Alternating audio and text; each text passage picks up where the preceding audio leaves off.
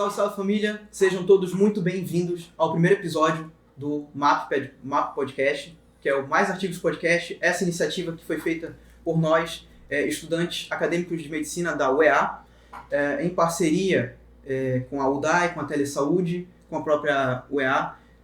Nós, desde já, saudamos a todos aqui que estão vendo essa gravação. E, bom, essa iniciativa ela tem o objetivo de transmitir conhecimento, transmitir informações a respeito da área da saúde, cuidados de saúde, de maneira mais simples, menos técnica. Então, traremos aqui diversos convidados, vários apresentadores, outros profissionais da área da saúde. Também traremos alguns alunos acadêmicos também que farão pesquisa, que a gente chama aqui de PAIC, que também vão contribuir de alguma forma aqui para esses episódios, vão trazer também os seus orientadores.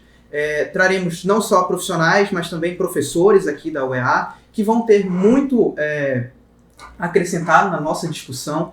E desde já, eu já acrescento, que a nossa discussão aqui, não vamos buscar aprofundar o conteúdo, a gente vai sempre transmitir de uma forma simples, e aqui a gente está para conversar, a gente está aqui para refletir também sobre o assunto, e agregar isso também para o cotidiano de cada um de vocês, desde uma pessoa mais velha, de um senhorzinho, até um adolescente que pode levar essa informação para o senhorzinho, caso ele não consiga ter acesso a essa informação. A gente aqui quer trazer artigos, a gente quer debater assuntos, inovações, novidades que está tendo em toda a área da saúde, e a gente quer principalmente transmitir, deixar de forma acessível essas novidades. E não somente isso, mas também trazer coisas que já estão consolidadas no estudo da saúde, coisas que já são bem sabidas, mas que infelizmente não são ainda conhecidas por todo mundo. Eu então vos apresento aqui meus amigos que vão estar acompanhando a gente nessa jornada. Meu amigo Christian Canto, Eduardo Vieira, ali do outro lado da mesa. Boa tarde a todos. O meu outro amigo Edmilton Freire. Pessoal. E bom, hoje nesse primeiro episódio, o que a gente vai estar tendo é uma apresentação inicial, do projeto. A gente não trouxe nenhum convidado ainda nesse primeiro para justamente apresentar toda a equipe. Os dois principais apresentadores do subprojeto, que é o MAP Podcast, são eu, Marcos Vinícius Coelho Ribeiro, e o Christian Canto, tá certo? Mas os próximos episódios já contaremos com as outras participações super especiais. Nesse episódio, que a gente procura fazer uma discussão um pouquinho mais simples, mais curta também, a gente vai debater sobre a úlcera do pé diabético. É um artigo que a gente trouxe, uma revisão de literatura que a gente trouxe, e, se possível, seria bom se desse para mostrar ali o artigo que a gente trouxe para discussão. Então, como eu estava falando antes, a gente veio aqui e trouxe um artigo, sobre as úlceras do pé diabético. O pé diabético, então, essa condição trazida justamente pela diabetes, que traduzindo de uma forma mais simples, o aumento da glicose, ou seja, do açúcar no sangue. E aí ele traz essas complicações, dentre elas o pé diabético, e aí com o pé diabético também pode desenvolver essas úlceras, tá bom? Esse artigo que a gente trouxe, ele veio lá do pessoal dos Estados Unidos, São esses os autores, o David, o Tizé, o Andrew e o Sico. Eles fizeram, então, uma revisão de literatura, tá certo? E essa revisão de literatura, o que seria? Trazer tudo de informação que a gente tem disponível, nas bibliotecas de artigos, e reunir isso em um só artigo, fazendo, então, essa espécie de revisão, com tudo que a gente tem de conhecimento sobre aquele assunto. Então, quando ele foi fazer esse artigo, o que ele trouxe? Ele foi e pesquisou 2.411 artigos, dentre os quais 96 foram incluídos, ou seja, ele fez lá toda uma limpa desses artigos e apenas 96 estudos entraram para compor esse estudo dele no artigo. Então, foram 10 ensaios clínicos randomizados. O que seriam esses ensaios clínicos randomizados? Esses ensaios clínicos eles seriam estudos que fazem com grupos de pessoas, onde uma pessoa recebe por exemplo, um tratamento e outra não. E aí eles avaliam os resultados. Esse é justamente mais, esse ensaio clínico randomizado, ele é mais para avaliar tratamento. Mas ele trouxe também, além desses 10, trouxe 14 meta-análises, que seria uma comparação aí, um estudo como a revisão de literatura que traz vários conhecimentos, todos os conhecimentos acerca daquele assunto, e analisa até quantitativamente, fazendo com vários dados matemáticos e compara eles. Também trouxe os 62 estudos observacionais, a exemplo aí um relato de caso, onde, por exemplo, pode acompanhar só um paciente, é um estudo mais simples. E também trouxe aí 10 guidelines clínicos, como é que se chama mesmo os guidelines? Guias, né? São 10 guias clínicos que eles trouxeram para fazer esse artigo de 28 páginas, tá certo? Bom, então, como introdução desse artigo, a gente tem um dado já que é muito alarmante. Aproximadamente 18,6 milhões de pessoas são afetadas pelo pé diabético, pela úlcera do pé diabético, todo ano. Então esse número ele já é muito grande. O que vocês acham? Mas isso é um número dos Estados Unidos ou do mundo todo? Do mundo inteiro, 18,6 milhões de pessoas. Além disso, o que a gente tem é que aproximadamente 50 a 60% das úlceras elas se infectam. Então, o pé diabético ele tem algumas coisas, né? Dentre elas, uma das problemáticas do pé diabético, que vem com essas úlceras que são as feridas desse pé diabético, são justamente essa questão da infecção. Porque aqui também ele traz que 20% dessas infecções de um nível moderado, já no nível moderado, pro grave, a gente já tem 20% desses casos, a gente já tem uma amputação em algum nível daquele membro. Então, assim, é uma parada assim, que é bem alarmante, né? São 18 milhões de pessoas, né? Sim. Porém, a gente sabe que esses estudos são feitos principalmente em países, assim, majoritariamente desenvolvidos. Então, é como se cerca de 2/3 dos casos acontecessem nesses países. Mas a gente sabe que, muito provavelmente, acontece muito nos países subdesenvolvidos, como o Brasil, porém, é subnotificado, né? Então, provavelmente, esse valor é muito maior. Muito maior, né, cara? Pois é. Então, assim, é como se a gente pensasse que a cada 50%, ou seja, cada 10 pacientes com essa úlcera do pé diabético, 5 pessoas com essa ferida vão ter essa ferida infectada. Então, é uma coisa assim que realmente tem relevância, porque, como o Eduardo já falou, são coisas assim que são subnotificadas, né? Então, o que a gente traz também aqui são outros dados, certo? Então, além disso, dessa infecção, o que mais poderia acontecer com o pé diabético? A gente tem que ele poderia, se ele não fosse tratado, né? Ele pode virar aí uma gangrena, ele pode evoluir com uma gangrena, que o que a gente chama de gangrena, né? Já é um tecido necrótico, um tecido que já está morto. Aquele pedaço de pele assim que a gente pode ver numa pessoa com essa condição, aquele pedaço ele não serve mais, né? Ele já não tem mais uso. Por isso que muitas vezes já é sugerido fazer a retirada daquela pele. Além disso, também pode evoluir com a amputação, que a gente já falou, né? Sim. Outro dado interessante que a gente trouxe também aqui com esse artigo é justamente uma observação com relação aos custos de gastos públicos que a gente tem aqui. A gente não tem informação aqui exatamente, né, relacionando pé diabético com o estado do Amazonas ou então com o Brasil aqui. Mas nos Estados Unidos, anualmente, os gastos para tratar pessoas com pé diabético é de 9 bilhões a 13 bilhões, anualmente isso. Então, assim, é um gasto muito custoso, né? E, assim, que poderia muitas vezes ser evitado também. Então, como que a gente poderia, né, ter uma prevenção disso, né? Como que a gente poderia evitar chegar numa amputação, né, de um pé de um paciente com diabetes, né? Como que a gente poderia evitar também esses gastos, né? Controle da glicemia, né? Com um paciente diabético, a gente poderia controlar a diabetes. Exatamente. O controle da glicemia, que aqui seria justamente o controle da glicose, né? O que poderia ser, então? uma dieta, né? Uma dieta que tirasse, né? Retirasse, não totalmente, claro, os açúcares, mas reduzisse os açúcares, principalmente os refinados, que aumentam essa coisa que a gente chama de glicemia, que é o açúcar no sangue. Então, o tratamento da diabetes também ele é essencial. Mas a gente tem outras coisas que estão relacionadas ao desenvolvimento dessa úlcera.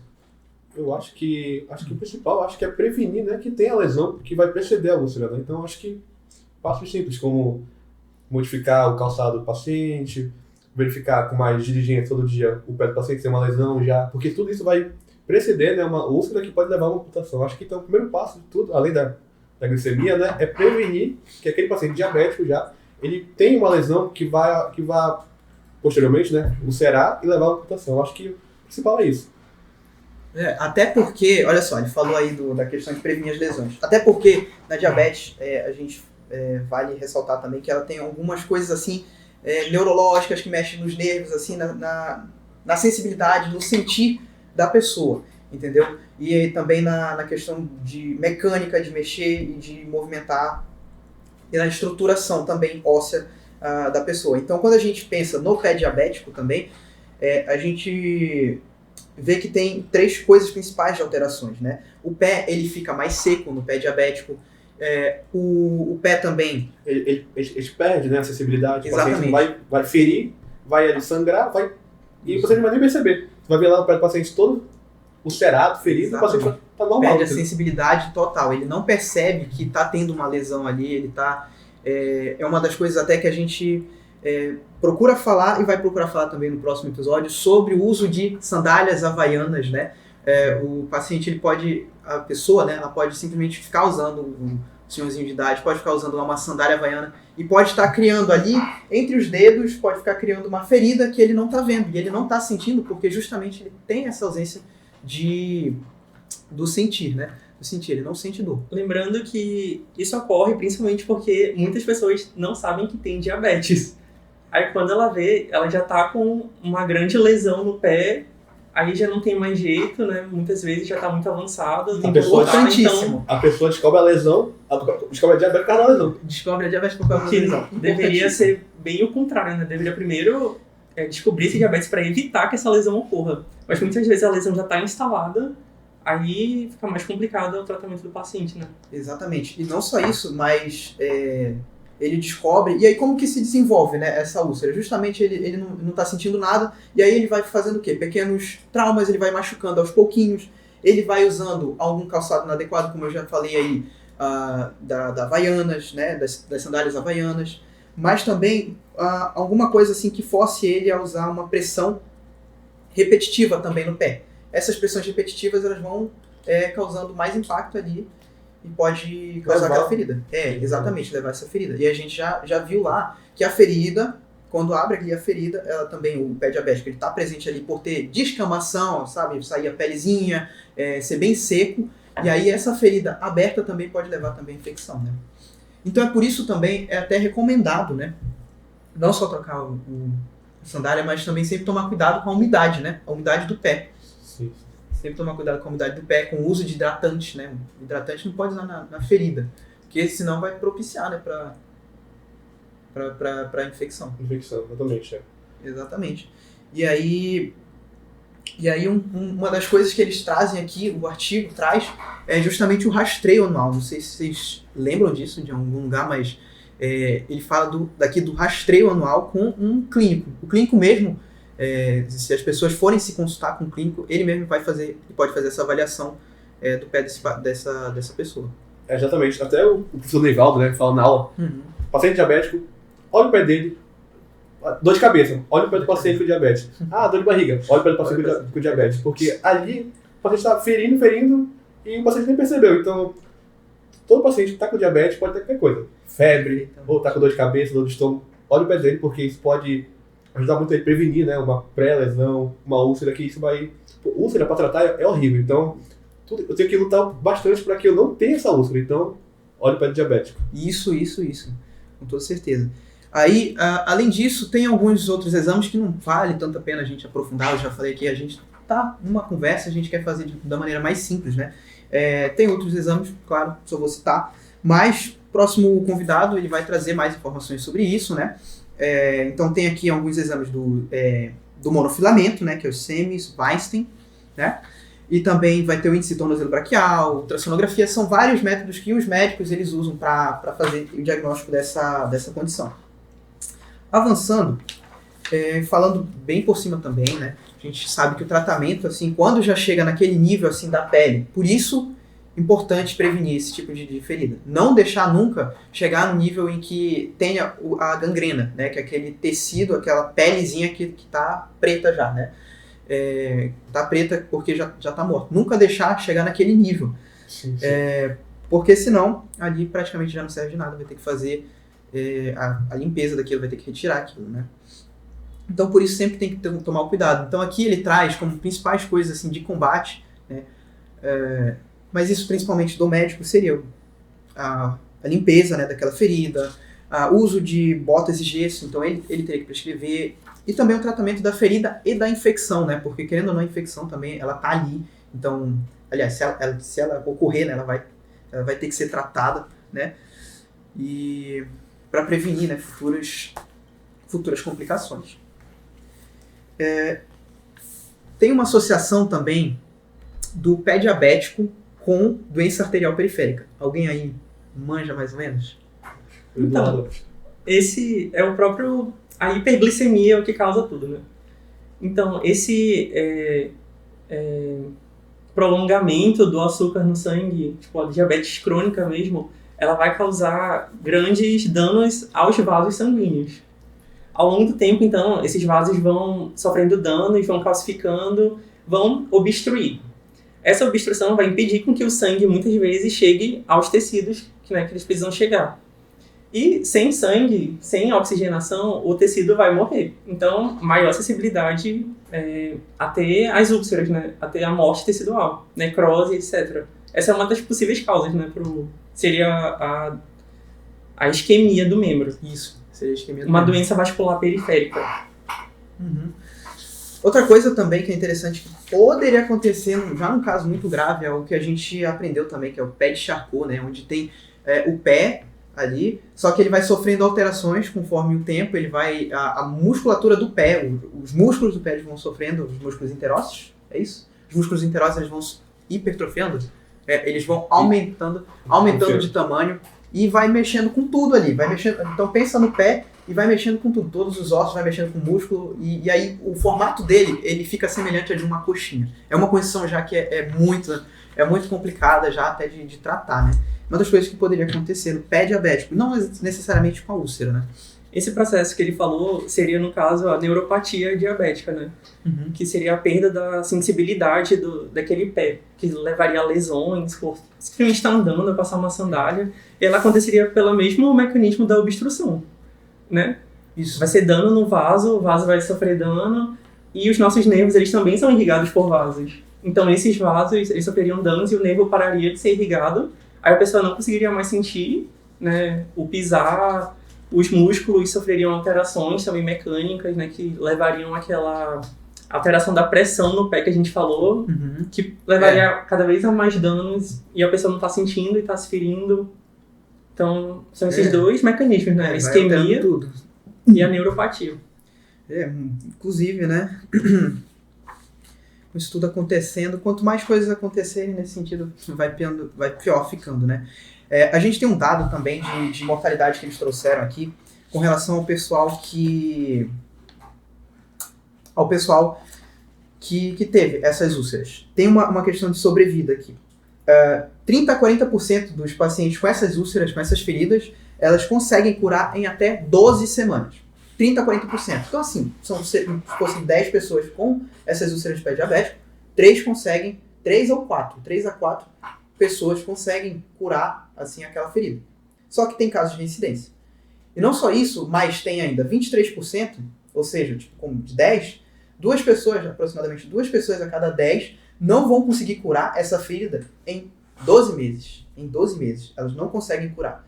Então, assim, é uma situação assim que não é bom deixar acontecer, de desenvolver uma ferida. Tem que estar sempre tendo cuidado, né? Pessoas que já têm essa noção, já têm diabetes, já têm perda de sensibilidade no pé, tem que estar sempre de olho. Tem uma idade mais avançada. Tem uma idade mais avançada, tem que estar sempre Então, de falou esse olho. negócio que eu agora vi de tempo de tratamento, né? Isso aí também é um problema, porque aqui em Manaus, né, que eu já acompanhei alguns vasculares, assim, e o problema que tem bastante é que é a adesão do idoso ao tratamento, porque a gente tem pessoal que é muito difícil, né, de o paciente ele aderir à ideia de que o tratamento ele é prolongado. Então, eu tenho que prevenir de ocorrer essa úlcera, porque quando eu tenho essa úlcera, o tratamento vai demorar, alguns, tipo, 6, 12 meses, como o Marcos falou, e é difícil o paciente acompanhar, porque tem uns que vêm do interior, é difícil ver, depende de barco, de avião, nem todo mundo vai poder vir para cá. Então, o principal é prevenir que esse paciente tenha essa lesão, porque depois, para tratar, tem a dificuldade da infecção, a própria úlcera ali, e também a adesão do paciente, porque Manaus a Amazônia é muito grande, né? Tem muitos interiores.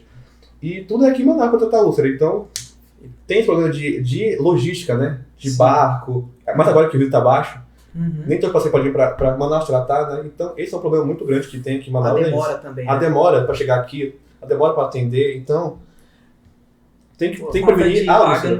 Imagina, né? Lábrea 7 dias de barco. Não tem como, né? Tem região que nem tem como vir para Manaus porque não tem, o rio está baixo, não tem como o navio, o barco chegar para cá, né? Então, pessoas que não têm acesso. Não tem acesso a isso. Pois é, então por isso sempre tem que estar muito de olho, né? Inclusive os familiares, né, de pessoas mais idosas. E uma das coisas que é ressaltada aqui é também o tratamento multidisciplinar. Então assim, tem um autocuidado, mas é sempre bom estar sempre acompanhando com um profissional, para ele também levar outros profissionais aí, fisioterapeuta, o próprio médico.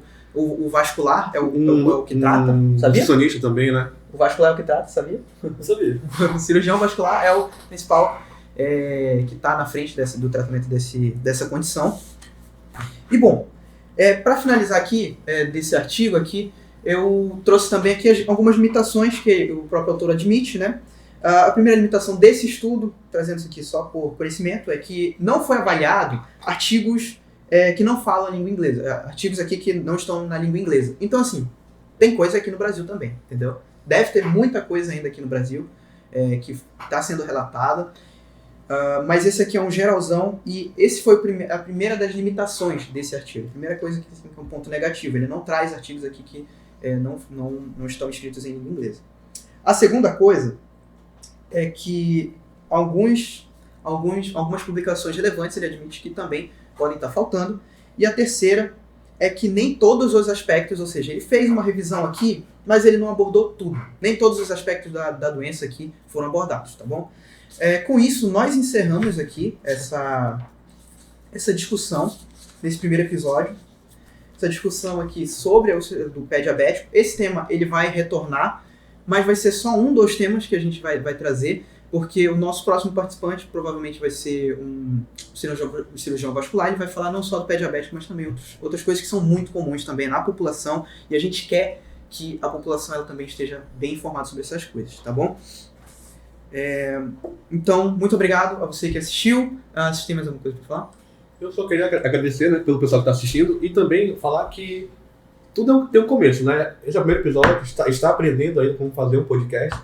E também depende muito de vocês, sobre o feedback de vocês, para a gente melhorar. Para que lá no final a gente entregue um trabalho, né, de 2 anos ali que a gente vai fazer, que seja satisfatório, que consiga melhorar, né, em algum ponto a saúde de Manaus. Então, obrigado aí quem está assistindo e espero que vocês continuem com a gente para os próximos episódios.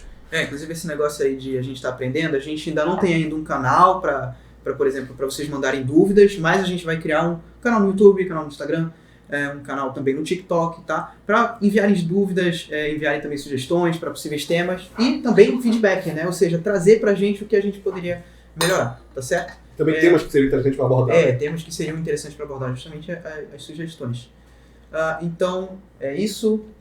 Acho que é isso. Gostaria de agradecer a presença de todos e de vocês. Muito obrigado mesmo e finalizamos.